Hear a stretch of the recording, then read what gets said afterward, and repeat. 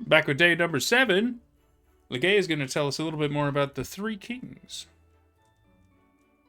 Yes, and are they really kings? Also known as the wise men.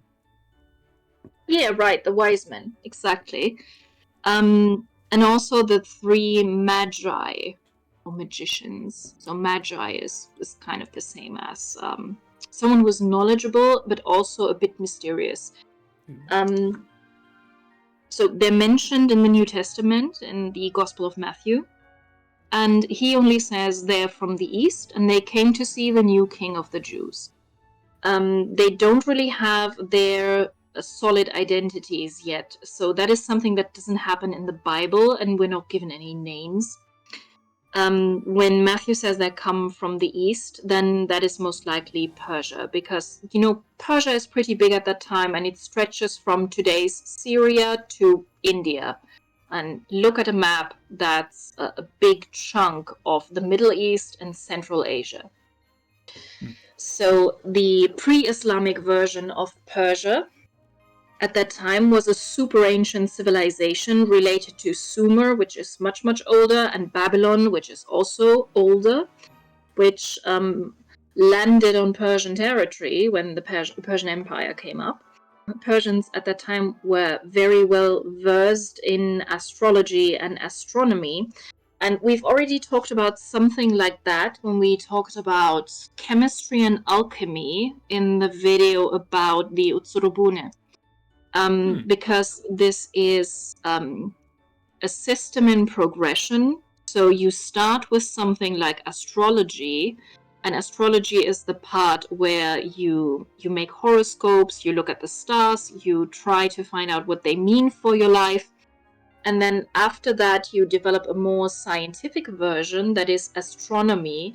And astronomy actually works with sciences like maths and physics, and you're trying to build moon rockets. So astrology is the one that is closer to magic, and astronomy is the one that is closer to science. But back in the times, they were kind of coiled up into one. So you could be a serious astronomer who was watching the planets with a telescope, but at the same time you would make horoscopes for kings. So that was not something that was unusual for them, and they didn't think that someone was weird for making horoscopes while watching the stars. This is also the reason why they're sometimes called the astrologers. This Persian Empire had a religion that worshipped the dichotomy of light and dark. In their religion, there was the bright man and the dark man. So we already have this very inherently Christmassy theme here of dark versus light, just based on the three kings. And it's not always 3, so we just assume it's 3 because they bring 3 gifts, and we'll talk about the gifts. But, in Eastern Christianity, in the Middle East, and we've seen this with St. Barbara, with all the nice food that they also make in the Middle East. In this Eastern Christianity, there can be more than 3 kings. There can be up to 12 of them in the Middle East. So even the names don't apply because that would only be the 3 names of the gift bearers, but they have a whole entourage. We've looked into the theory about the Star of Bethlehem, and that is something that is connected to the 3 kings because we said that this star was leading them. And that doesn't really work when you're trying to explain it with astronomy. But we can use astrology for this. So one theory that is actually really good is that perhaps they made a horoscope. They were trying to find out what would happen next, so they were trying to predict historical events. And while doing this, they actually stumbled across a horoscope that told them that the huge king of the Jews would be born. So they didn't follow a star, but they followed something that the stars had told them. They followed the horoscope. And that is likely because the horoscope can tell you where to go and when to go there. So Okay. maybe the star was not a star. Maybe the star was a Persian horoscope. By the way, Jesus is a Capricorn. For those who didn't know. Okay. Yes. So let's get into the identities, and they can have very different names. Which names do you recall? Of the kings? Mhm. I don't really know many of the names of the kings. I know what they brought. In the West, they usually called Melchior, Caspar, and Balthazar. Okay. So these names came up in the 6th century in a Greek text, and since the 8th century, we have them in Latin. So it's kind of official since the 8th century in the West. But the East has its own versions of the 3 gift givers, because even when they have 12 kings, there are only 3 that are bearing gifts, so they only give names to the gift bearers. And these are much older than the Western names. So, for example, you have some in Ethiopia. The Ethiopian kings are called Hor, Karsudan, and Basanater. Then you have Syria, and they're called Lavandad, Goshnasaf, and Homistas. And in Armenia, they're called Kagfa, Badakhaderida, and Badadilma. Tongue breakers. No kidding. Okay, Why all the so names different? yes, they have different names in different cultures. We're talking about the Western ones. They probably had Persian names, to be honest. And we can translate their current names. They're not all related to only Persian. One can also be translated from Hebrew, and that is the first one. That is Melchior. And he's described as the oldest of the 3, and he has a gray beard. He's literally called the king of Persia in that Greek text. He's the one who brings gold, and his name means city of the king in Persian. But in Hebrew, you can also translate it to my king is light. Huh. Then you have Caspar. Then the middle one, well, neither the oldest nor the youngest. Caspar has a red beard, and he brings frankincense, and his name means treasurer. And Balthazar is the youngest. He has a dark beard, and he's the one who's frequently depicted in blackface. So not always, and I will show you different versions. I have pictures of them throughout the ages. But in the more modern pictures, Balthazar is sometimes presented as very, very dark skinned, so not Persian at all. And Okay. he brings myrrh, and his name means God protects the king. So when you look at the names, this could actually be a delegation from the Persian Empire that comes to visit the new king of the Jews. Because if Melchior is the king of Persia, Caspar is the treasurer, and Balthazar is the bodyguard. God protects the king.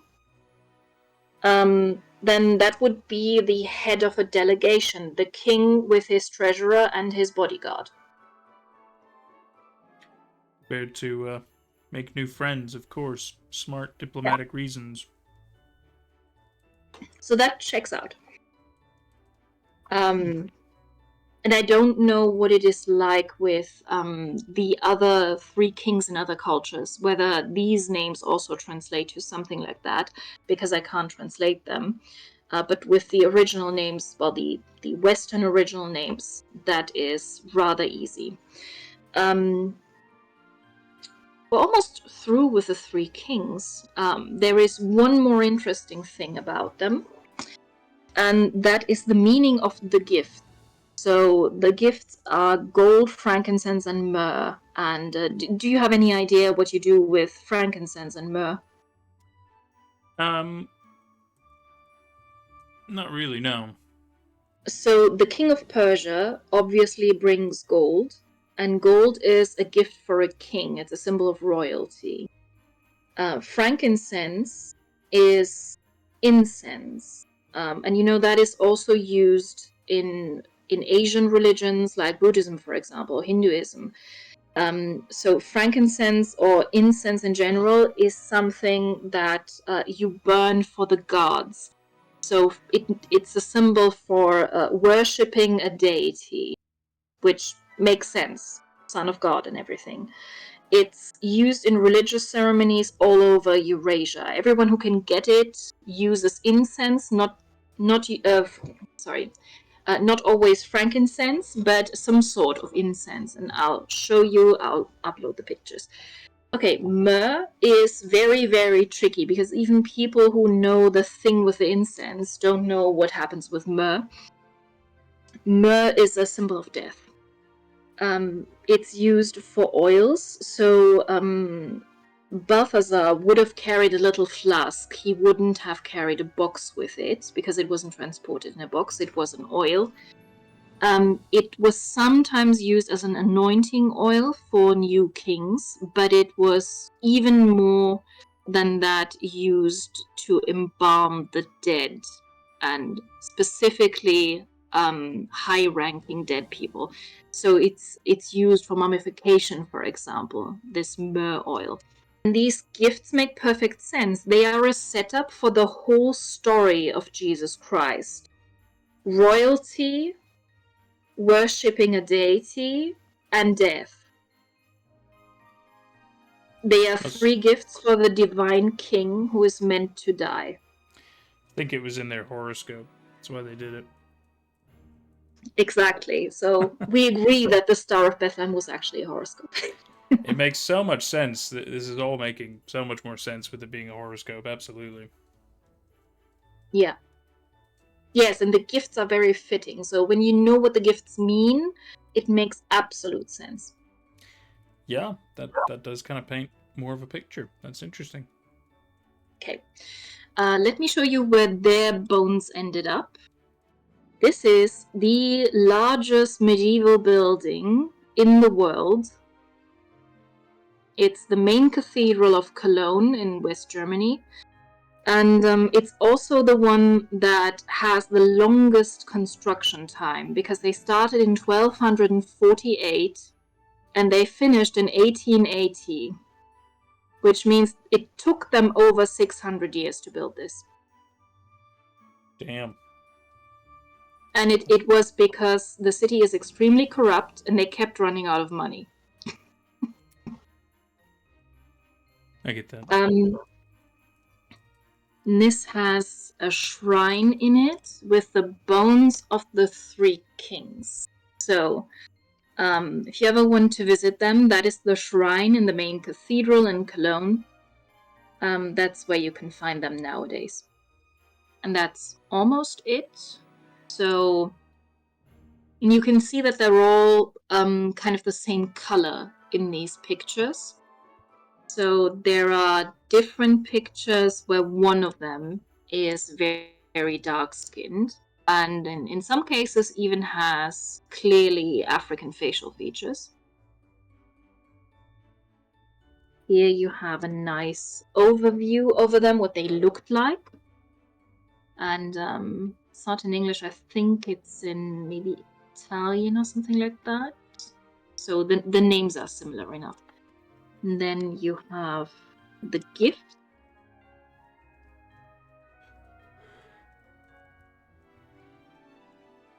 What they actually looked like. This is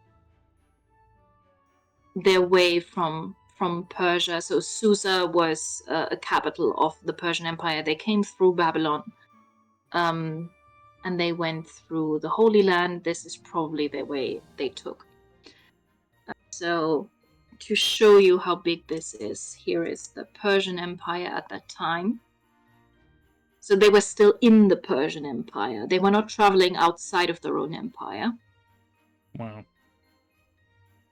And here you have an overview of depictions of Persian astrology and astronomy. So you can tell that they worked with the zodiac. They had telescopes. So those are really old depictions, and it's quite nice. Hmm. Last thing to mention is the singers. So, have you seen them before? No. Okay, this happens on the Day of the Three Kings in some countries in continental Europe. You have 4 kids, not just 3. So 3 are the 3 kings, but they have a 4th kid that carries the Star of Bethlehem. And they're carol singers who come to your door. So they're not going to ask you for money at that time, but they'll come back later and want money. Those are the traditional ones, and you have the one that wears blackface with them. But nowadays you also have so-called anti-racist singers. They will sing a Christmas carol for you, and they will write on your door. They usually write CMB and the year. So they would start with 20 and then CMB, and then the last one would be 25 next year. So it's Right. the new year. And the letters are abbreviations of their names, yeah? No. No? No, they're actually not. Well, you could think that, and most people interpret it like that, but they actually are an abbreviation for a Latin sentence, and the sentence is Christos mansionem benedicat. So That is such a weird coincidence then. you can translate this. So Christos obviously means Christ, and then take away the last 2 letters from the second word. Mansion? Yeah, So house. like a house. Oh, right. Okay. Yeah. And benedicat means... Is that like a blessing? So is it... Yeah. It's just asking for Christ to bless the house. I see. I see. Yeah. May Christ bless this house. Ah. That is still And a that weird is coincidence. Yes, I think they timed it and they said, okay, let's come up with something that uses these 3 letters. So... Yeah, but that's it. You have the carol singers, and those are the little kings that come on December 6th in some European countries. I see.